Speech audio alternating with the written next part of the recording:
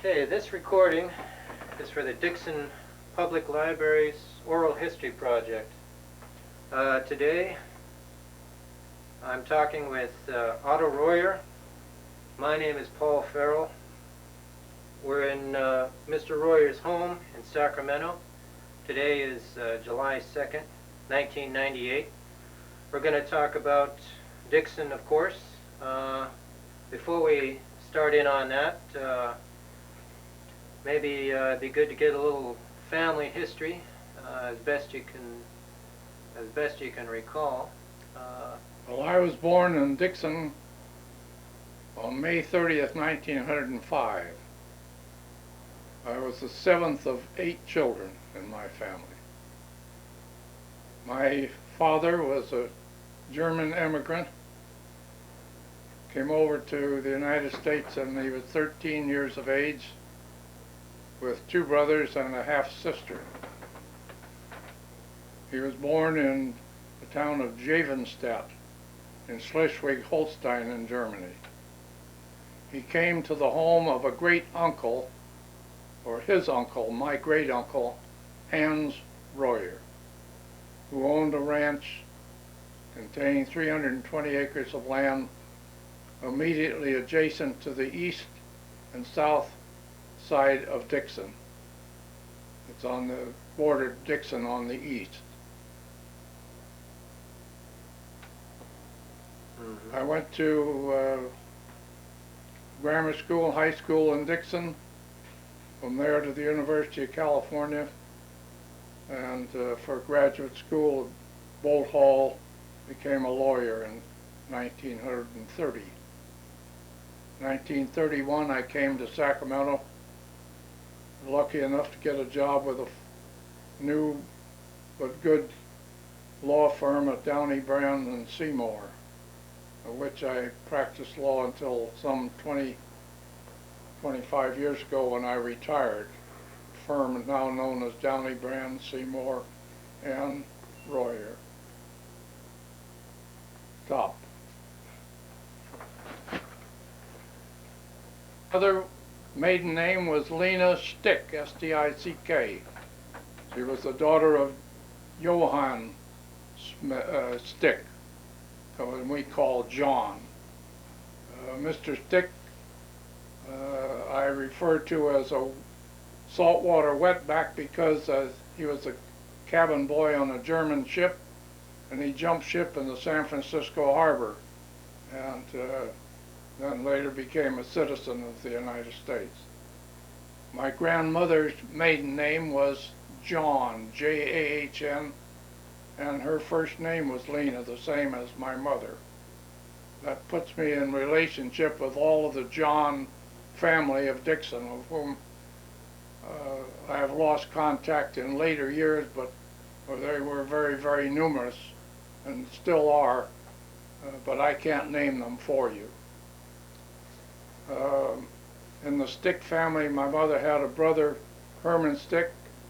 He has a daughter who is still living, named Elsie, married to one of the Hamels in Davis, and still lives on the south bank of Pewter Creek, just out of Davis, California. In my family, as I say, there were 8 of us. All of my brothers and sisters have passed away. I am the only member of the original family.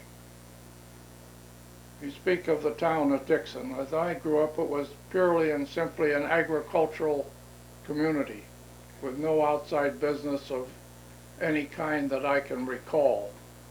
There did have what they called Tim's Certified Dairy, which sold milk in San Francisco. That dairy was founded by my wife's member of my wife's family, the name of Henry Tim.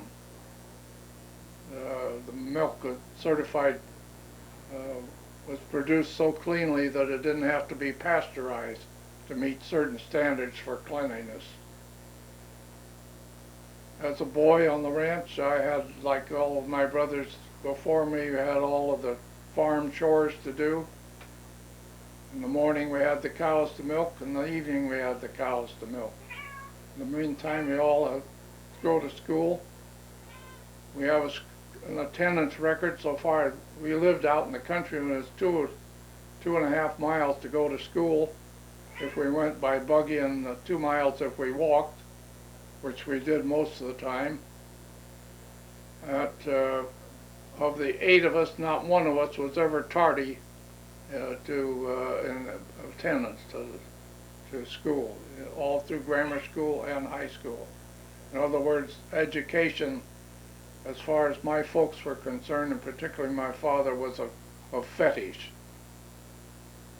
The sacrifices that my mother and father made to put us through school are beyond belief so far as the average person could see. In other words, my older brother, 2 of them went to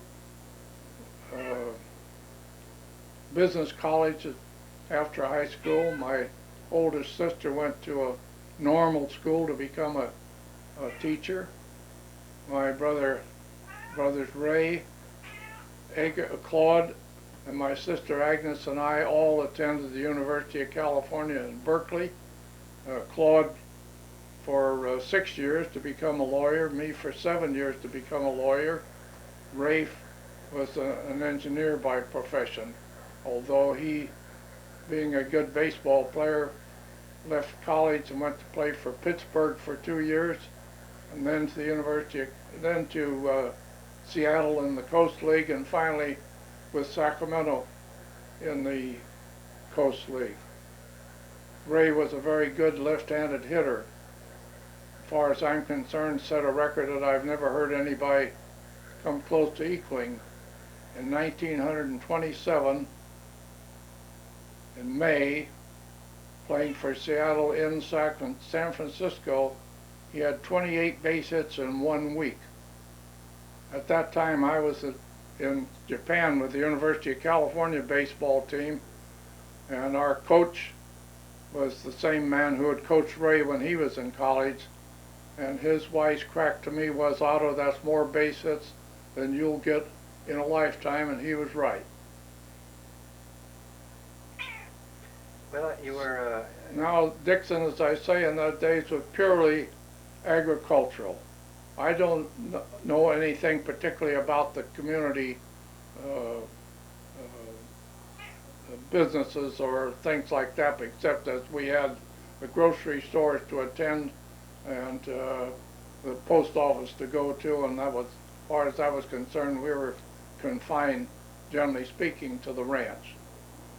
I early learned to sew sacks, and I put myself through a lot of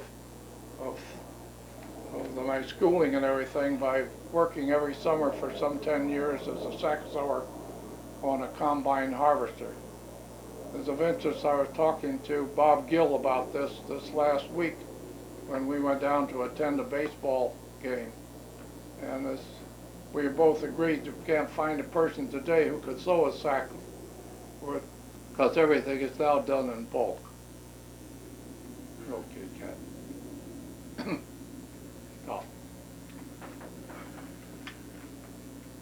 Yeah, I attended Dixon High School and grammar school. Among the families in town at that time was the Kirby family, who from the early days in the old town of Sylvieville, which preceded Dixon, had been in the drugstore business. Lucky for me, they had a daughter, Helene, and we were married in 1931.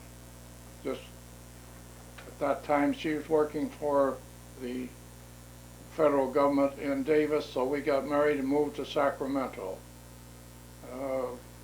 We had 4 children born to us, Barbara, Marilyn, Robert, and Catherine. Unfortunately, Robert passed away due to cancer some years ago. Barbara still lives with us in Sacramento. As I say, I went into the law business with Downey, Brand, and Seymour and practiced until my 70th birthday. And since that time, I do nothing except take care of our yard, and a very extensive one on 8th Street. Well, Now go returning to Dixon. What's your earliest memory of Dixon? Well, my earliest memory of Dixon, as I say, it was a little town of 500 people. Was much more than that when we left in 1931. Every year they had the Dixon May Fair, which was a big deal, and among other things, we were proud of the fact that my sister Catherine was Queen of the May. Baseball was a big deal. All 5 of my brothers played baseball, 2 of them professionally, and it was one of the few things that relieved the tedium of ranch life. You know, when you have to get up every morning and look those cows in the eye and put them to bed at night, it gets pretty tiresome after a while, because it's 365 days a year, and there's no way you can postpone it or change the routine. You have to be there. Different things that I look back on. One of the things I talk about is that, speaking of disaster, we had a hotel right in the middle of town that burned one day, and the fire department felt that they didn't have the right equipment to have saved that hotel. At that time, the city of Vacaville had just purchased a De La Valle fire engine, which they sent over to help with the fire. But being 12 miles away, it was a little late in getting there. But the people felt that if they'd had that to begin with, they wouldn't have lost the hotel. So they immediately put on a campaign and bought one of those fire engines. Well, what about some of those other businesses? I know you were out there in the ranch. You mentioned coming into town for the post office. Well, J.D. Schultz was a big dry goods store and one of the big stores of the town. Kirby's drugstore was the only drugstore in town, of course, until sometime in the 30s when the Roseberries came to town to start one. Well, I understand Schultz's had just about everything. Is that right? Schultz's had everything. And not alone that, in there they bought grain from the farmers and everything. On our place, we had when my mother died some few years ago, we had 880 acres of land that had been acquired. When I was a boy, we had the home ranch of 320, and they just bought 320 acres more from the Hankey family about 2 miles east of the home place. Everything was dryland farming, barley and wheat, until along in the early 1913, 14, along in there, when we had moved to the house of my great uncle's house next to the town of Dixon. My father put in 20 acres of alfalfa, and we dug a deep well, 120 feet deep, with a electric motor pump on it, and we had that. From there we had alfalfa hay for our cows, that being a necessity for better production of milk. We say we lived by that, and we had to take the cream in and put it on the express car in Dixon and ship it into San Francisco. We didn't have anybody in Dixon that bought it. And later on, Mr. Kerr went into the business, and he would buy our cream. We also produced eggs and sold those by the crate. My mother bought some 250 little chicks every year. We had a brooder house for them, raised their own. And of course the pullets we kept for become layers, and the little roosters, that was one of the big staples of our family eating, was the chicken that we had. Also, every year my father would put up, feed or pen up some 12 to 14 hogs. We fattened them, and then on some cool day in December they would kill the whole bunch of them. We'd put the shoulders and the hams and so forth to salt water, made our own German sausages. We had 2 warehouses, or smoke houses, where the hams and the bacons were smoked, so that we had bacon and ham for the year round in our cellar. And if you ever wanted to smell something was really worthwhile, you had to go into that old German cellar with all of those meats hanging in there. Now you were a German family. I think the other big group in town was Portuguese. And what were some of the other groups? Were there any other? Well, there were Italians and all a good mixture, although in our day there were probably more Germans then than anything else in those days. Say the John family, the Schroeder family, the Tim family. And they were some of the more prominent families, were all German families. Yeah. Now I say my father came over at 13, and he would say a very strict person, and that's putting it mildly. But he also was a public servant as far as I was concerned, interested in everything. One of the jobs he did every year was to run the election board for the county, for the Dixon district. My mother was probably one of the hardest working ladies that you've ever known, and had to be because of the size of the family she had, and everything was done. You didn't go out to dinner when you got tired of it. You had to stay home and take care of it, and that was it. And so being out there on a ranch, I suppose every member of the family was contributing to running things. oh yeah, that's right. You had your job to do, and you did it. That was it. When we were next to town, the old ranch, we didn't have any thing. The only gardening we did was raise potatoes and things like that where we could do it. Because what you had a bad deal in those early days was that everything had to be, your water was all produced by wind power.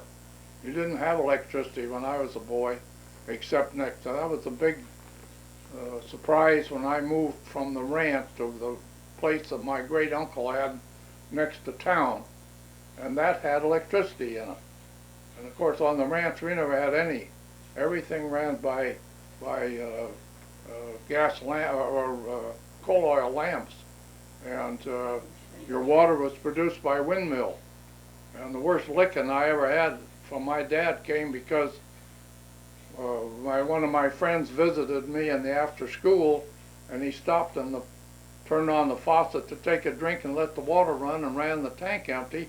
So we didn't have any water for 2 days, no wind and no water. And then when you have a ranch full of animals, besides all the people and everything, water's a little essential. And for that, he didn't even let me explain that it was my friend that did it. I got the licking for it because it was my friend that did it. And I say, you just had to have been there, and to this day, I don't hold that against. I thought it was a kind of a bad licking, I hold that, but I don't hold it against him because I know how much it meant to him and even to me and to all the whole family that water was out. And that was, you guarded water in those days on those ranches. It was just like your life. Well, you know, this year and last, I guess, was the big El Nino weather year. I guess being out on a ranch, you really paid attention to the weather then. Well, particularly with us, as I say, where it was all dry land farming. And you liable to plant what we summer followed. Half the land was laid summer fallow. That would be lying fallow for the year over the deal.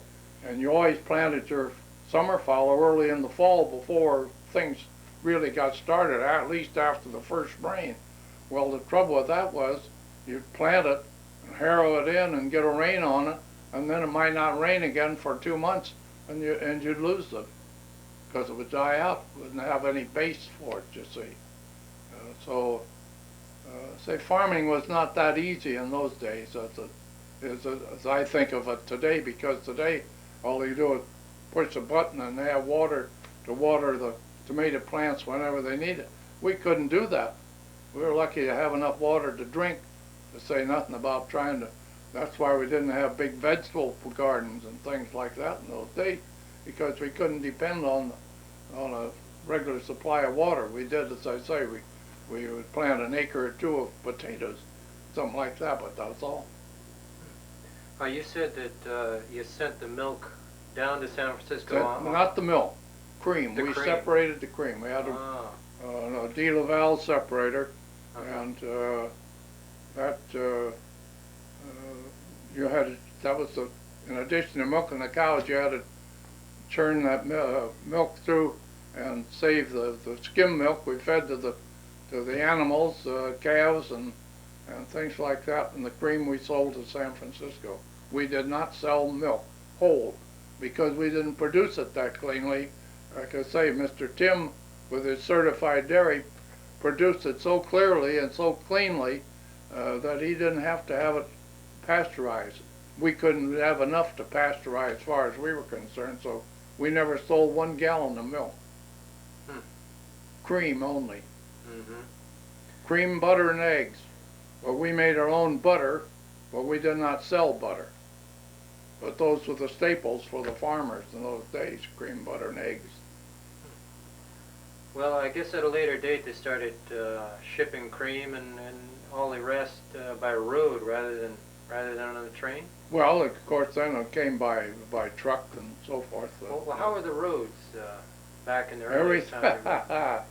Well, that depended on where you were. Out, you went 5 miles well east of Dixon, where Arlene's family were, the Tim family there, what we called the Dobie country. Believe me, and you didn't drive an automobile on one of those Dobie roads in the winter. Dobie? They were just mire there, and even around Dixon, they were all gravel roads just gravel on the top, and they got pretty bad during the winter time. Now, when you were a real small child, I guess there were more horsepower out of horses than out of cars. We didn't have an automobile until I was 12 or 13. Everything was horse and mules. Farm equipment as well. Well, the harvester was pulled by. When I was 13.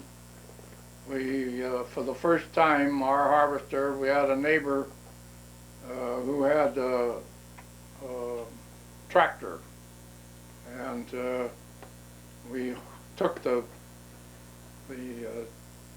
seeding operation off of the front of our harvester and put an attachment on there so he could pull it with the tractor.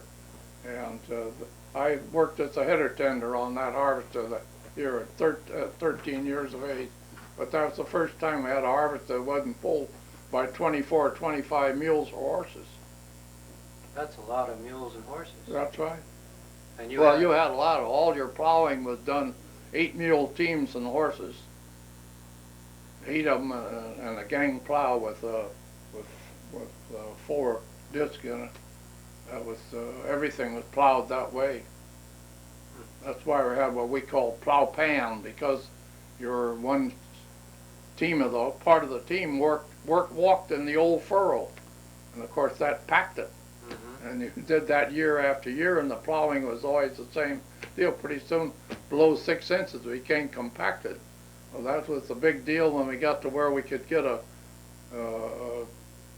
deal. I forget the name we called them, but in any event, that went down deeper and dug and broke up that plow pan, because that allowed your moisture to go and your roots to go deeper and reach better soil.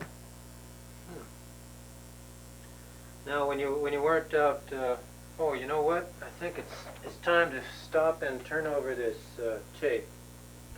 Okay, I got the tape taken care of. Now, a little while ago I talked about the fact that one of the big deals for Dixon in the early days was baseball. We had what I called a very special baseball player playing for Dixon. That was a boy by the name of Lowell Eames, who was a left-handed catcher. And you can look all over, and I dare say you can find two left-handed catchers in the United States today, but we had him, and he was a good one. Now you were saying baseball in particular was pretty important as a relief from that was the point. That's it exactly. That was that relief. That's the word I would use for it. Well, what about some of the other things? Well, how about the theater, movies? Did you ever get a... Well, we had the movies, but we couldn't afford them. I mean, you wouldn't believe how poor we were. No, the only thing we could say, as far as I'm concerned, was we never missed a meal. We never missed having a good one. And of course, one of the big reasons for that was that we could go down in the basement and get a ham or a bacon, and whenever we didn't have anything else, so we couldn't go downtown and buy. But we never, for instance, killed like so many of the farmers did. They killed their own cattle and their own sheep and everything. We never did that. We killed hogs, that's all. But we always had eggs, because we had those chickens. We always had chicken if we needed that. So we never went without a meal. But when it came to cash, that was a different deal. And how the deuce my parents put us through the University of California, I'll never know, except that I helped them put the first three through the university, because I was the one that was doing the milking in those days, along with my little brother Jake. So that I had some idea, but every month there was a question of where are you going to do it, or were you going to bring one of them home or not, because we couldn't have enough money to send down there for them to live. And so when it comes to that's why I say we don't know too much about the town, because we were bound to that ranch. You were outside the town. It was 20 when I went to town. Mother, you're not to talk. Okay, you were going to tell us it was a Nickelodeon, right? Is that what the theater cost? Cost a nickel? Well, they had one, all right, but I say it wasn't. I can remember going the first one when it was in the old Oddfellows building there, but I say we didn't have the money to do it. Well, I guess to change subjects. Well, when you were... Will you wait until I'll have them turn it off and you tell me? Yeah, pardon. Well, anyway, about World War I. What effect did that have on Dixon or on your... Well, of course, it gave us unheard of prices for our barley and things. Barley that used to sell for $14, $15, $20 a ton was selling for 60, 70, 80. So that was a prosperity beyond anything we could even think about, you know. But that only lasted a couple of years. Well, that's right, but on the other hand, as I say, it took two boys off to war. My brother Ray spent 2 years in Europe, and my brother Claude was in too. The two older boys didn't get in, but Ray and Claude both were in for the war. And they came back all right? Oh yeah. You know, they were like, Ray was an engineer, and they put him in a special engineering school in the Army. And Claude, of course, he hadn't passed his bar yet, but he was finished with his schooling before he got in. Because it was regular school at Berkeley. Now, right at the end of the war, there was the big Spanish flu epidemic. Did that hit Dixon? Well, all I remember is we all had to wear face masks for a long, long time. In school, you mean? My wife would give you a better story on that because of the fact that everything had to run through that drugstore. They only had the one drugstore, so when it came to knowing about that, she would know on that.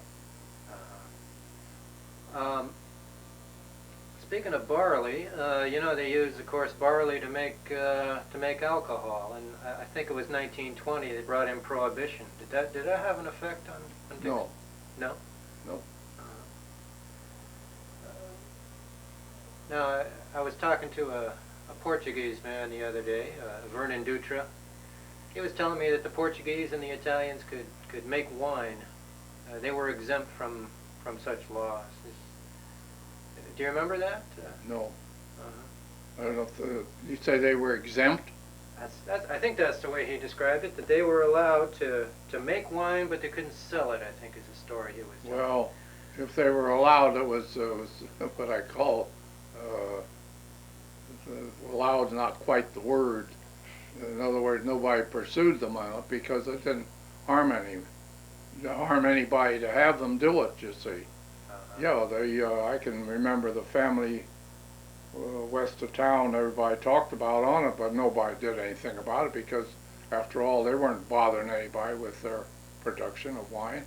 But you could always get a drink of wine at their place, and so what? They didn't sell it. Did you ever hear of anybody setting up an illegal still to make alcohol? No. A pretty law-abiding group in Dixon. As far as I'm concerned, rowdyism wasn't a thing of the